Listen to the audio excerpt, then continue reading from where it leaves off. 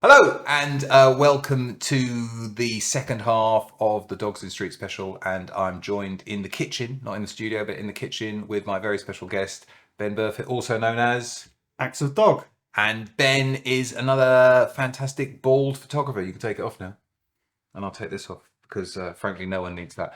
So Ben's work is absolutely tremendous. You can see some of those up on screen now. And Ben, do you want to just give a very, very brief summary of how you came to take these photos and what it is you do? I always wanted to be a street photographer. I ended up being a dog walker, and I kind of combined the two. Yeah. And I think that's about as brief as I can get of how that happened. So all these photographs were taken while you were out walking dogs for other people? Yes. I made like a job within a job. I decided to kind of do my photography while I was walking the dogs. Yeah. Okay. And there is, because one we were talking about earlier on, and what I think is an interesting fact is that there's no human presence in any of these photos at all. Yes. That became a very deliberate decision. At one point it was like, okay, so it's not just street photography with dogs in a park. This is street photography with just dogs. Yeah. Where there's little human stuff as possible. Yeah. What I really like is that you've managed to capture the chaos and the comedy of owning a dog better than anyone else I've ever seen. I've seen lots of funny dog photographs, but I've seen far fewer dog photographs that also get the chaos and just the humour of dogs being dogs rather than humour imposed upon dogs by their owners. Yeah, exactly. It was, I mean, in a way it's a documentary project. Do you know what I mean? In a way it's kind of not stepping back because I'm right in the middle of it, but not interfering with the dogs, not offering treats, not trying to get them to do anything, but just letting them get on with what they're doing. Do you know what I mean? Like I went through a stage of I really want to get multiple dogs in a photo and kind of make that work, which is incredibly difficult. Yeah, no, I can see. I mean, I love the dog's eyes in this one is absolutely fantastic. Yeah, it's like the sort of Meyerowitz kind of street photography thing of lots of things happening and interactions. And do you spend a lot of your time lying on the ground? A lot of my time on the ground, and actually the other thing I spend a lot of time doing is in and out of the water. So it's probably the Thames, or it might be the Grand Union Canal. Okay, I love this because it reminds me of I think it's the end of Apocalypse Now, when Martin Sheen comes out of the water before he goes and kills Marlon Brando. So I've just given away Apocalypse Now for whatever. But yeah, that's hilarious. But that's also something that I kind of was in the edit. I was like, when I got home and I'm looking at them, I kind of was choosing the photos that remind me of other things. Yeah.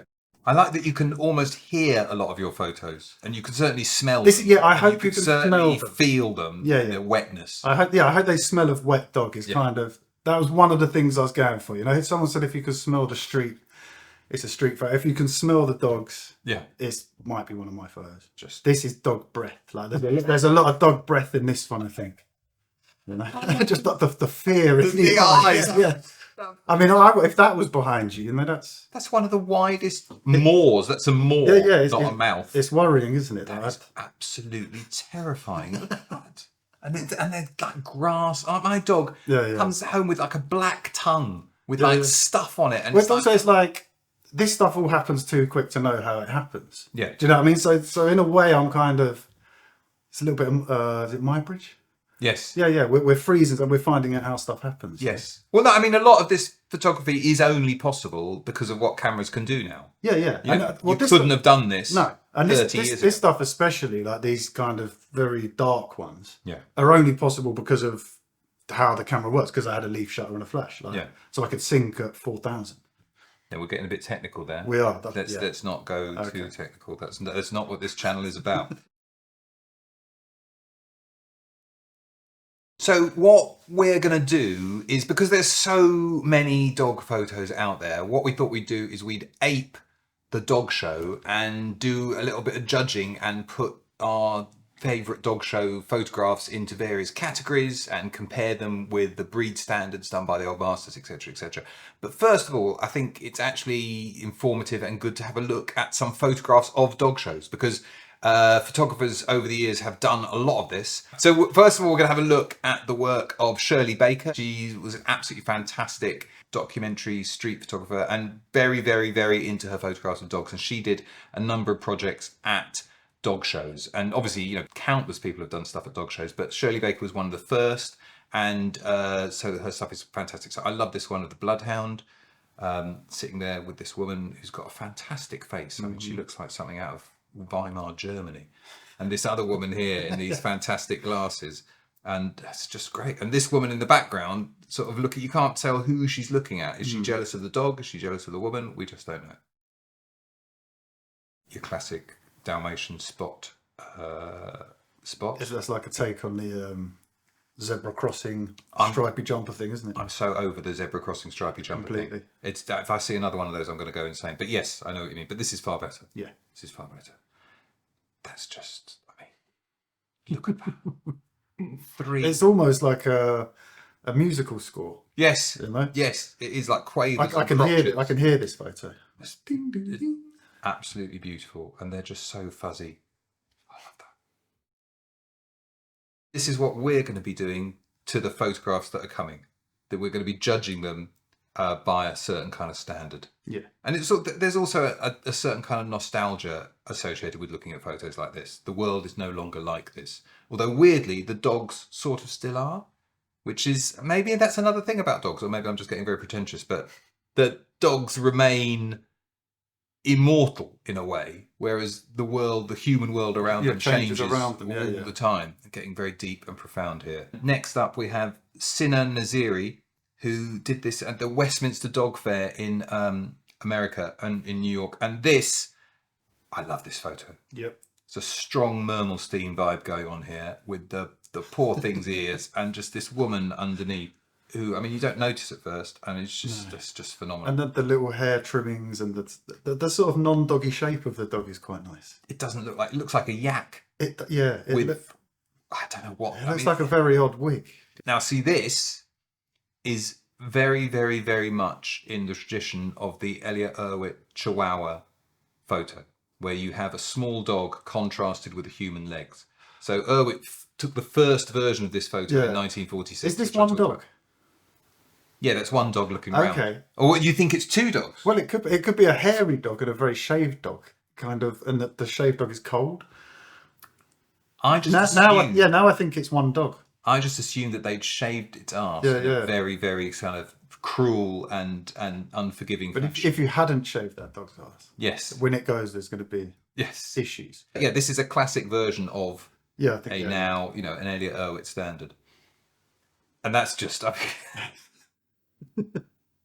That's really, I mean, as a dog owner, I've been licked multiple occasions, but I don't think I've ever had my dog's tongue in my mouth. I think I may have done, but I mean, I've got to have had my dog at home for a good 12 hours before something like that could happen. That's ridiculous. Because I think we should. You wouldn't want your dog to have eaten something. No, we want to move on from that. Certainly not the kind of things my dogs have eaten. No, mine.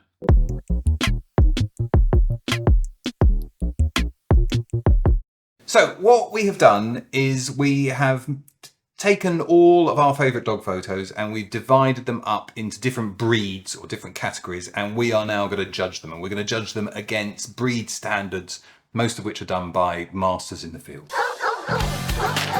So the first one is this fantastic photograph by Joel Meyerowitz, which was taken in New York in the early 60s, I think about 1964.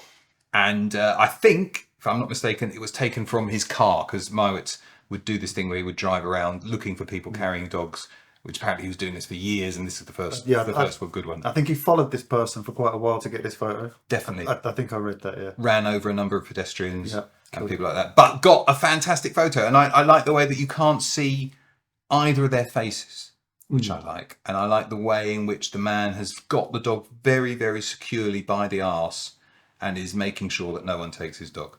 This is like the theory that dogs have actually domesticated people.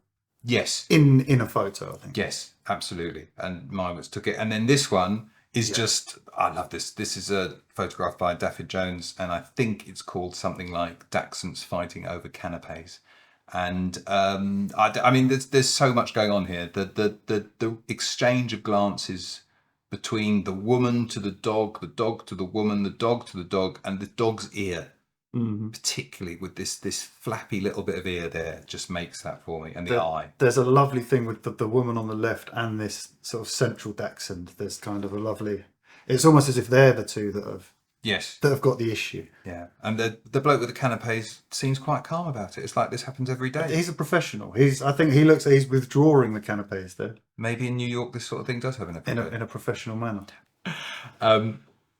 This is a fantastic photograph by Nicholas Portnoy, who is a French photographer, member of the Fragment Collective, and a great photographer. And this is just a tremendous public lynching of a chihuahua, which is not something you see very often. I like the way that you can't see either of the humans' faces, and it's almost like they're exchanging. She's exchanging a bag for a chihuahua in the middle of the street, which is a very strange thing. But it could be one of those perspective things where the chihuahua isn't being dangled at all; it's just standing further up the street. I think there might be a harness involved in that photo. The collar doesn't look tight enough on the neck. You hope I hope there's a harness. You hope there's a harness. We don't know. No chihuahuas were harmed during the making of this image. We don't know if that's true or not. And here we go. So, when I first showed Ben this, he made a very good point, which I'll let you take. This immediately brought to mind is it Bobby Kennedy? The Paul Fusco? Yes. Bobby Kennedy funeral train shots from. Yes. I think this is, And this is like a long lost photograph of that. Exactly, What we could do is we could treat this, distress it, and try and pass it off as a Fusco, he'd found down the back of his sofa. And but it's fantastic. It's like a kind of assignation between two star-crossed lovers that know that their love dare not speak its name. Because they both look very, very happy. Look at him, he's got a big smile on his face. And who wouldn't? And then you were saying about these as well. Yeah, are these coats or these umbrellas? But there's a kind of juxtaposition of those with the couple there. I mean, that could be his coat, and that's the dog's. Well, yeah, So and they've taken them off, and now they're going to go at it, and the train's just gone past. And anyway, we'll move on. We'll move on. I mean, this is by Ilan Bura, and who's an Israeli photographer, and it's just extraordinary. A demi-gorgon. And a little puppy, and you were saying that it's a little bit like this is what you're sold. The dog on the right is kind of this is what you're going to get from dog ownership. Yeah. And actually, once you've had your dog for a bit, it's more like this dog on the left. What's that PIL song? This is what you want. This is what you get. This is what you want. This is what you get. And that's exactly it. It's like you're going to get a lovely Andrex puppy, but actually you're going to get a load of slobber. It's going to rip your face off. Look at that. And then, so that's that for being held. So that's the end of that category. So we have to pick a winner out of all these. Which one of these is the winner? It's going to the train one. It's going to the train one. It has to be that one. Yeah, lovely. It's a beautiful moment. Okay, that one goes forward. Yeah. Right. So actually, we need to start very briefly with this, which I've talked about earlier on in the show, which is the Henri Cartier-Bresson. As far as I know, the earliest ever street photo of dogs having sex. This is the photograph that upset Cortez so much, because Cortez was there at the time and nearly got the photo but didn't.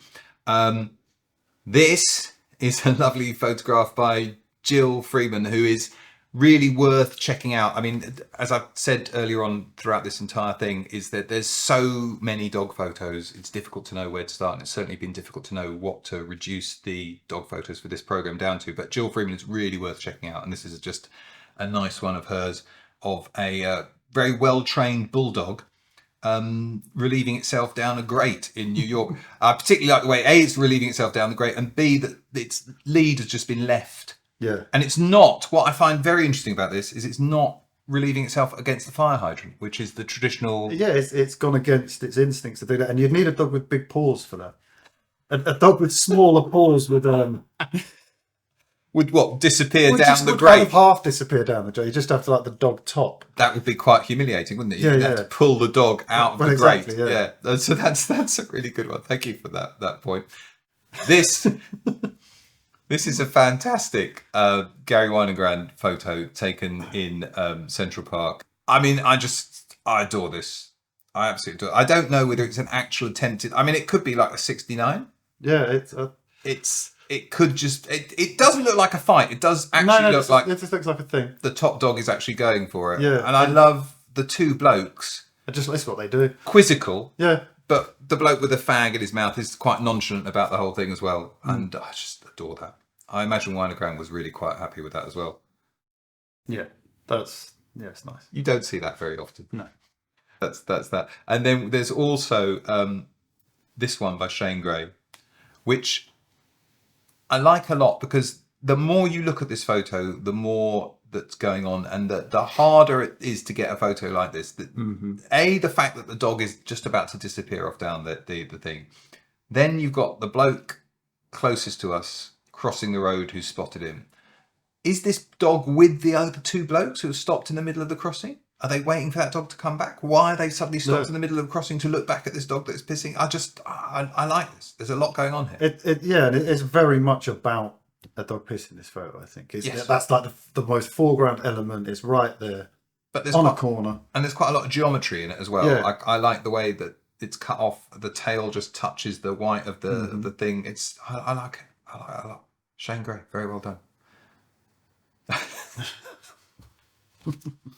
I mean, this is a photo in which the pissing dog is actually like the least important element of it, but the fact that the pissing dog is in there really helps. But we have to talk about the man. The shorts. They're very, very, what's the word? Good for summer. Capacious. Yes. Commodious. Is commodious a word? He was an emperor, wasn't he? I think he was a Roman emperor. I like the way he's combined the shorts with the Ugg boots. Mm-hmm. He's got wearing what looks to be almost like, I don't think it is a fur jacket, the fag, everything. And there's a lot of, but basically what you can say is that this man is not bothered by what this dog is doing because nothing really bothers this man. Yeah. So, we'll move on. This would come as no surprise to know that this photograph was taken in San Francisco. And then this is just, for me, this is probably one of the best dog pissing shots ever. I've talked about it. Well, I showed it very, very briefly in last week's brief survey of British photography. But this is just a fantastic dog pissing photograph. I mean, there's so much. Yeah, there is so much going on, and the guy in the foreground just lounging, reading the paper, and the dog just. What I love about this photograph, and what I think this photograph does so well, is it shows how in street photography sometimes it's almost like a dog has just wandered into shot to relieve itself or to photobomb or to do anything, and then it will just exit and everything else will still go on, but the inclusion of the dog raises the photo another notch. Exactly. So you can imagine if you were to airbrush the dog out of this photo, it would still be a really good photo. It would still, the bloke just being, completely, and everything else going on. Shove a pissing dog in, absolutely amazing. If it was dogs having sex, it might be even better. Yeah. I mean, this is crystal. That's the only way you could top that, I think. Yes. So then we have to pick one of these. Which one is it going to be? I'm going Steele-Perkins, I think, for this one. Steele-Perkins. Yep. It's got to be. That is a lovely one. Mm. The next category is dogs in cars. And again, Elliott Erwitt got in there early. Yeah, so an Erwitt standard, a breed standard by which to judge all the others against. It's just lovely. It's just lovely. It's just a nice little photo. It's nice when they look like they're driving. Yes. It's always nice then. Always like the dog is waiting for the human to get in the back. This is a nice... This isn't a dog in a car, and I accept that that's wrong. This is by... he's actually an American photographer who lives in Taiwan. He's known as Aaron Aardvark on both Instagram and Flickr. But I just like it. It's all about the colour. Yeah. It feels like the dog is dressed up as the car. Yes. Kind of going the other way to the car, That's the other reason it works. I think if the dog was facing the other way, it wouldn't work anywhere near as well. But the fact that they're both, it's like they're passing and they're dressed as each other, which I do like a lot. That's lovely. It looks disembodied. It looks floating. It looks like sort of the Cheshire dog. Yes. And I like the sort of wispy bit. It always looks like it's got glasses on. Yeah, like a monocle on that on the dog's left eye. That's fantastic. Yeah, really nice. It's just, I mean, there are so many dogs in. I think there's even books. There's whole books of dogs in cars. I've made a zine about dogs in cars. I mean, everyone has done dogs, but when you get a good one, And that's so lovely. And again, this is like the dog is waiting for the human to come Yeah, up, like, and then hurry up. the dog will drive them off at high speed. Yeah. A bunch of people in the back of that. Or it's almost like the dog is the getaway driver, and he's waiting for his human accomplices to get out of the bank with all the loot. And finally, there's this one by Danielle Houghton, which I hope is how you pronounce her name, which I just think is brilliant. I mean, I know the dog isn't in the car. I know this is a bit of a cheat, but I just really wanted to include it, and it's just fantastic. It is great. Just the kind of arrangement of people and animals and everything within it it's brilliant. The hair going up. Yeah, I love that. I think that's such a lovely little photo. Very, very unexpected and so fleeting. I can't imagine that itself took more than a fraction of a second, and it's just perfect. So we need to pick a winner out of these all. So which one's it going to be? It's judged against Erwitt. Yeah. I think the disembodied Cheshire dog for me wins. It would go to Daniel Houghton, but the dog is not in on a technicality. That loses, but that would have won. That's very true. That would have won, but then this is just great.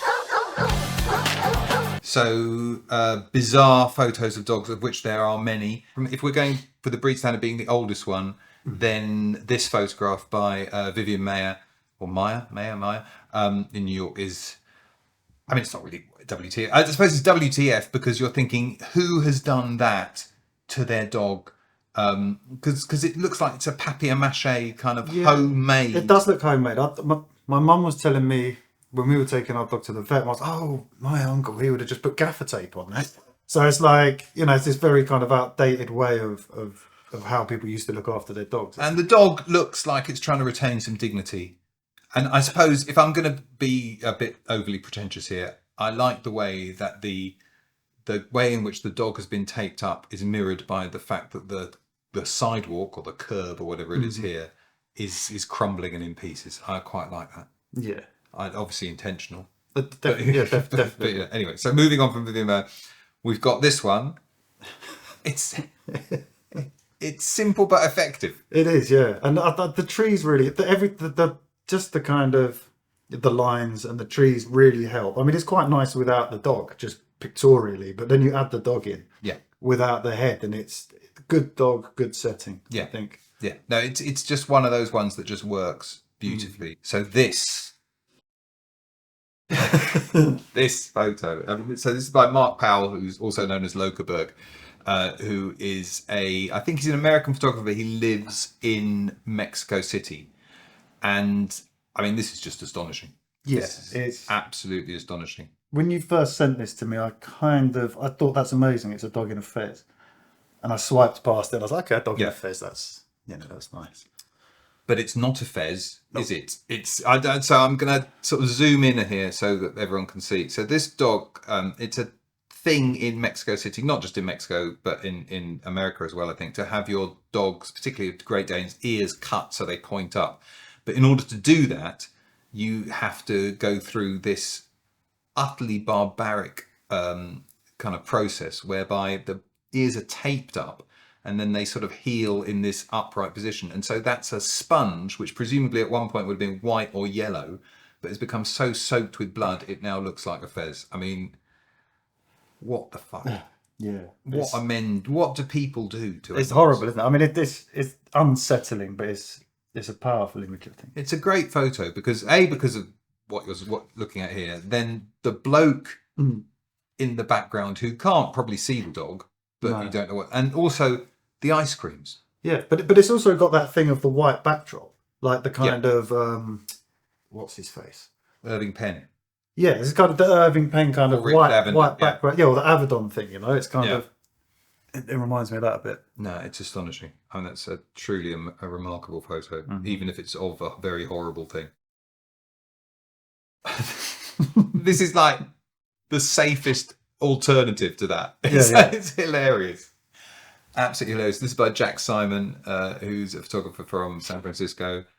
And I don't know if everyone will understand what is going on here. I got it instantly because I sort of grew up at a time when people would wash their cars outside and the foam would sort of rise up out of the grates. And I presume what's going on here. It's a dog investigating. Yeah. Whether this happens to dogs that look like him, Yes. or her. Whether the dog is thinking, "Am I going to go down the next grate?" Yeah, like soil and grit. Yeah. Well, this is like, the Jill Freeman one, that the bulldog that was taking you said it was lucky it had big paws. Yeah. So this is a dog with small paws that has fallen through the grate. And then And it's being consumed by the pavement. Yeah. Moving on. Yeah. This is... I love this. So this is by, I hope I pronounced his name right, Maciej Daszewicz, who's a Polish photographer who spends a lot of time in India and basically just traveling the world taking amazing photographs. And we could have done an entire thing on Maciej's dog photographs, but there just wasn't the space or time. But I do urge everyone to look him up and have a look at his dog photos because they're fantastic. And this is just fantastic. I mean, what I love about this is the fact that the dog is retaining some dignity, despite the fact that someone has had at him with a paintbrush in order to make him look like what's he meant to look like, a leopard? I think so. Yeah, I think the dog's quite happy with that. You think? Yeah, I think so. That dog's feeling quite. What's going on with maybe his quite tail? powerful. It almost looks like it has two tails. That's fair. But I think it's a twist. I think it's like a corkscrew tail, maybe. Oh, I see. Okay. And I like the people that are looking on as if to say, "Oh, that's a good leopard." Yeah. So that's a great one. And then talking of photographers that have huge amounts of great dog photos, this is Doogie Wallace, also known as Glaswegie, who is just a fantastic photographer, full stop. Has done a whole series on, we've done a series called Well Heeled, which I think this is from, which was posh dogs like outside Harrods and in Bond Street and in very, Knightsbridge and Kensington parts of London. And then he did the opposite. He did a series called Goan to the Dogs, which was all dogs in Goa, street dogs, which is fantastic and which we could do another whole thing on. But I love this one because It's amazing. It's like this was one of the ones I kind of found I was looking for as like sort of pure dog photos. There's not much human stuff going on here. Although the human stuff is in the dog. It's like it's been shampooed and it looks like a flame with a mouth almost. It does. It always reminds me of the Beauty and the Beast, and this is like the Beast from that, and it's literally just there is something quite Disney about it in a way. yeah. No? Yeah, I mean, it's just it's quite extraordinary. But like I love your description of it being a flame with a mouth. It's just fantastic photograph. This, which is by Paul Buscato. I hope we could do a whole show on me mispronouncing photographers' names, which we might do later on. But yeah, Paul Buscato, who is a photo he took in Calcutta. And it's just phenomenal. I mean, really, in terms of placement. It's like a sort of a Star Wars type of patrol dog, or Yes, it's great. And I know for a fact that when he first posted this on Flickr, he got a few comments. One in particular was like, "How dare you do this to a dog? How can you be so cruel? How can you attach something like this to a dog's face?" He had to sort of very how dare you remove a dog's face and then put a bit of metal where its face was? It's not on. I love this because it's a truly surreal image. Yeah, I mean, it's great. Absolutely surreal, and I've never seen anything like it. It's fantastic. He's a very, very good photographer. So which one are we going to go for here?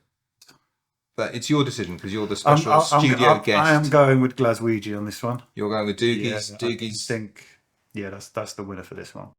Now we need to choose a best overall, but you've come in with a bit of a side kind of left field suggestion for the best ever street dog photo, and it's not a photo that we've looked at so far, but I'm perfectly happy to do this because I think that you've got a good argument. And so this is Koudelka. It's the cover of Exiles, and it's a dog, but it's so much more than a dog. It's a dog that kind of represents so many other things when you look at this dog, and that's an achievement. He hasn't dressed it up, he hasn't done anything like that. It's just the dog, center of the frame, but that so much comes off of this one photo of a dog. Yeah, that's that. It's phenomenal, and the more you look at it, the more I see. Like, I love the ears, which are which are sort of echoed in these little these trees or little bushes or something like that. And so you've got the two ears, and then you've got the two bushes. I love the fact that you've got this vista going off into the distance. and it's just so. I mean, on the one sense, it's very basic. You know, it's just a black and white photo, and it's absolutely fantastic. But yeah, I mean, it wouldn't have worked without the snow. That there's the trees, there's this line above it, the tail curl, the fact that it's on this sort of grate thing.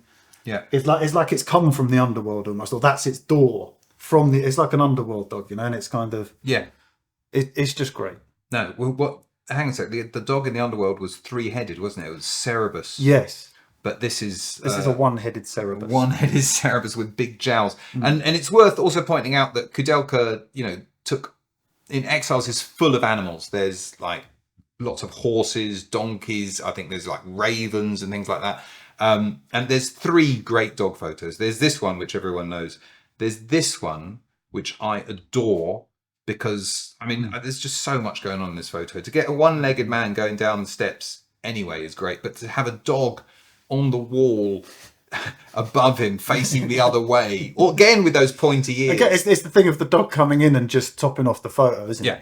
Yeah, exactly. The dog is like an added bonus that you could just never. And then there's another dog photo in Exiles, which is this one, which is just lovely, which is like this kind of greyhound boursoy kind of thing. Yeah. Slightly blurred because it was obviously bounding up to go and give Koudelka a big lick.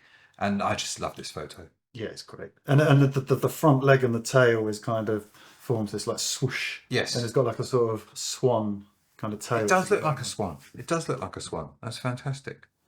Brilliant. So we're going to go for Koudelka as storming in at the very end and taking that's best, number 1. The best street. I think so. Okay.